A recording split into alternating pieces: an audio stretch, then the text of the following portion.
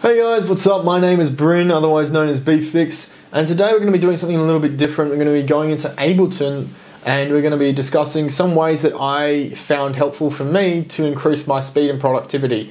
I'm not a production channel, I don't specialize in providing tutorials. I'm just sharing these thoughts and ideas that made my life a little easier and made it quicker to make projects and make music. So I'll dive straight into it. So yes, I am still on Ableton Live 9. Thank you for letting me know. I know already. When it comes to Ableton and upgrading to Live 10, I don't really see the point of upgrading to 10 at the moment. But yes, this is one of my projects that I'm working on. This is my Show Me Love remix that I'm doing. It's of my own track. It's a VIP Tech House remix, but essentially this is not a completed project, but it's more or less done. It's a pretty basic project, so there's not a whole lot going on in the channels here, but basically what I wanted to show you guys was this panel here. So if you're new to Ableton and you're new to making music, one of the biggest things that biggest hurdles you'll sort of have to jump over is how you organize your project. You'll be switching between the arrangement view and the session view, and I think that's what you call them, but you'll be thinking, oh, do I make my music here or do I make my music here? Well, obviously you make your music here. If you don't know that yet, you want to make your music in the arrangement view. And what I'm going to talk about is templating. So templates are really important to ensure that basically it cuts down on the amount of time that you're putting audio racks and instruments into your project. So here you might have my percussion. Now I've changed it a little bit because of this project, and yeah, it's a little bit changed to what it used to, but essentially like it basically just cuts down on the amount of time you spend on creating a project. So I'm just going to close this here now. So that's sort of a more of a completed project, of 80% completed or 90% completed. And I'm going to open up my template folder, and it's going to come up with how I lay it out and what I see when I first open up a project. I think it's really important that when you start making your own template project, that you make yours your own. With mine, I lay it out in a way that benefits me. And you're going to need to create your own template folder, because you can download someone else's, but it kind of doesn't fit with the style that you write in. So I think it's really important that you decide to make your own, or at least take ideas from different people, different template ideas, so that it doesn't take you as long. So here we are with my template. Up the top here we'll start at the top, we have my reference tracks. So I make this as a group, and basically this is where I put tracks that I'm going to reference. And if you haven't heard what referencing is, this is basically where you grab a professionally mastered and mixed track and you add it to your project, and you basically solo the reference track. So you go over here and you get solo, and you listen to that track and compare it to your own and see where it sits in quality standards. So say for instance you've got a house track and you wanted to make sure that your bass line is sitting correctly in the mix between the bass and the kick compared to other professionally mastered and mixed tracks. You would click on your reference track there, and then you would have a listen to it and see where you're missing. So that's just an example, but you can do that with anything. Moving on, we've got my Sidechain channel. In dance music in particular, you're going to need to sidechain. That's really important because it basically allows your kick to kick through the mix. And the reason why I have its own separate sidechain channel, opposed to using a plugin like Nicky Romero's Kickstart, which I actually use a lot, but I prefer to have my own sidechain channel for two reasons. One is in case I have irregular beats that I need to sidechain, and what I mean by that, it's not a 4x4, it's bang, bang, bang, bang, bang. It's like it's the kicks and not, you know, they're not 4x4 essentially, like they're a hip hop beat or something like that, or they're a trap beat. I need the kick to be sidechained differently, so I'll have to use like the Ableton sidechain, Ableton compressor to sidechain, opposed to using Nicky Romero's Kickstart, and I prefer to have that there. It's also a good way to label the different sections of your track. And you can see it up here where I've had my intro, verse, chorus, verse, chorus. Yeah, you get it. And then I've got the bridge there if I decide to have a bridge in my track. So it allows me to label the different sections of my track and to keep up to date with what's going where. It's just helpful to do, and you can color code it like I do. I like to color code and have it all nicely organized so I know where things are. Moving on, we've got a sidechain, a white noise channel.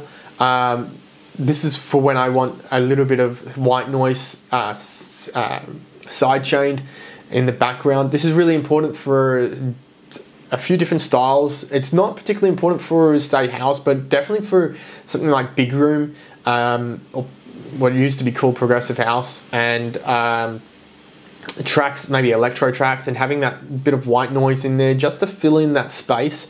That's really important in those type of tracks. But that's only relevant for particular styles of music. It's not right for everyone, but it's there in case I need it. I don't have to create it again and then EQ it. It saves me time, essentially. Next, you've got your kick. I put it at the top because the kick is the most important thing in dance music, and I don't think anyone will disagree with me there. The kick is the most important instrument in dance music. If you try and listen to a dance music track without a kick, it sounds like crap. And it's actually really hard to dance to. So your kick is pretty important. Again, I've already got some of the channels there, so I've already got just the simple kick there. That's what I dub the Swedish House Mafia kick. Basically, that's the kick they use. I just use that as a placeholder. I do change my kicks. I don't have the same kick in every track. I change it depending on the key and the type of track it is. Audio channels, this is where I put in all my effects, so my uplifters, downlifters, impacts, sub drops, sweeps, anything like that. Vocals, vocals go in a separate one, but like vocal cuts or vocal effects, they'll go in there, and that's just a channel where shit like white noise stuff happens, and it's just where the random audio channels go and this singular stuff. I keep that up at the top because usually that takes up, it just shows me where all my transitions are. Vocals are obviously going to be very important in your track. I have a vocal group here, and usually, no, it doesn't seem to have it in there, but usually I have a vocal channel audio preset rack here, so solo channel vocal audio chain. So usually I have that on top of my audio channel where my vocals are going. I'm going to go into audio racks in a second, but I'll get back to that in a minute. Percussion, crashes, hi-hats, rides, percussion, toms, claps, snares, drum fill, snare build, drum loop. These change depending on what's in the track. I quite often delete the toms one, just because I don't really use a lot of toms in my track unless it's a drum fill, and usually I just leave that in the drum fill. But yeah, they're all there, and they've already got the MIDIs ready to go, especially the hi-hats where it's already got something there, just because it's a placeholder a lot of the time, and I've already got some samples loaded, so I can quickly make some drum beats or drum loops very quickly, just if I've got an idea for something, so I don't waste time going through samples trying to find a decent sample, then load the sample in, and by that time I've already lost the muse, so I've don't even know what I was writing in the first place. So yeah, I keep some placeholders there just so I'm ready to go. Bass lines, it's really important to have the bass lines, percussions, and kicks mix really well. They're probably the hardest to get 100% right, since the mids and the highs can sort themselves out later on, but your bass lines and your kicks really need to sound really clean and not crossing over each other too much. So that's really important to have them mixed really well. Verse bass is what I use for my verses, the bass line for my verses, usually because the bass line in the chorus is going to be either a lot heavier or it's going to be a bit more electro. My verse bass is simply a bass line for my lows, not my sub, but my lows. So my sort of 100 to say 300 hertz. It's kind of like that missing chunk that gets lost in a lot of tracks. A lot of when I was younger, in my younger days of producing, I didn't really do this, and what ended up happening was I found my tracks really hollow and missing that bass underneath it during the verses. So I used that just to sort of fill out that low end in my verses. So usually that's going to be over here instead. So next is my sub bass. Sub bass is probably, yeah, the sub bass is really important to already have a channel for that, a separate channel. So I actually EQ all of my sub bass out of my bass lines and have the sub bass as a completely separate channel. What this does is it allows me control over those frequencies, because they are so important in dance music, to have that interacting with the kick so that they're not clashing frequencies. Is, you know, you're gonna have a real muddy low end if you don't have a separate sub bass track. So I have that in there ready to go, and yeah, you try and mix that. I spend a lot of time trying to get the kick and the sub bass to work together properly. Next you have your lead. So if you have a lead sound, I just put in 3 different types of synths in there, just because so I can have quickly just switch between them and find the sounds I want and use them. I think some of them are, yeah, so I've got some. Ooh, everyone hates that. Hates that preset. And this simple sine wave, saw wave, sorry. So yeah, lead's done.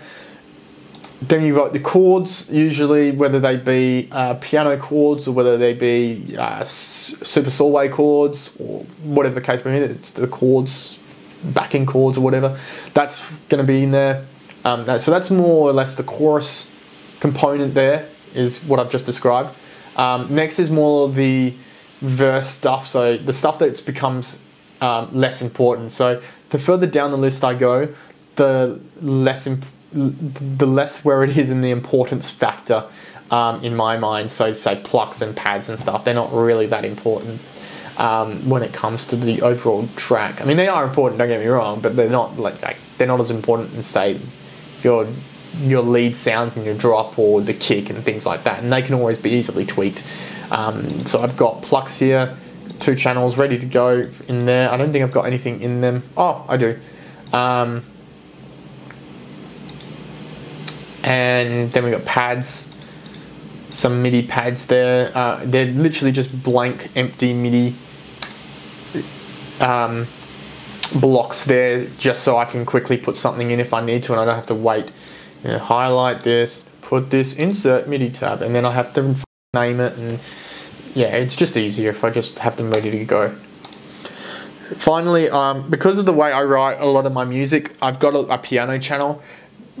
Not that I do use a piano pretty much nearly every track, but I don't necessarily use a piano in every track. But it is really helpful to write using a piano over using a synth, in my opinion. It just allows me to explore the sound, the actual writing of the track properly, so explore the actual chords and the sound of the chords in a more natural state, opposed to a synth which is going to be, you know, a different sound depending on which synth you're using. I might be talking out of my arse here, but that's just how I like to write. Finally, this group here is just a spare instrument channels. So I've got 2 for Contact, Spire, Silent, and Serum. I should move more Serum in here, but yeah, I use all my synths quite a lot. All 4 of them I use quite differently for different reasons. I use Silent more for different reasons. I use Serum more for different reasons. I use Spire and Massive. I use them for different parts of different tracks. And yeah, I always find it fun to try and find really good presets and tweak them to what I need them to be, depending on what type of synth it is. And I've quite like doing that. So I have different synths for different reasons, but I do use them for everything really. Finally, this channel here, you might be thinking, Mixdown, why have I got all of these channels just duplicated? Now, my Mixdown, how I like to do it, and this is where probably a lot of people are going to go, what the f***? But the reason why I have a separate thing here is what I do is when the track's complete, I will, all these audio tracks have already been pre-made, and they all correspond to all of the different tracks in here. What I'll do is I will highlight all of them, and then I record there, and then I record my whole track there that I've done. I will then move it to an empty section and then do the mixdown separately with the audio components of the track.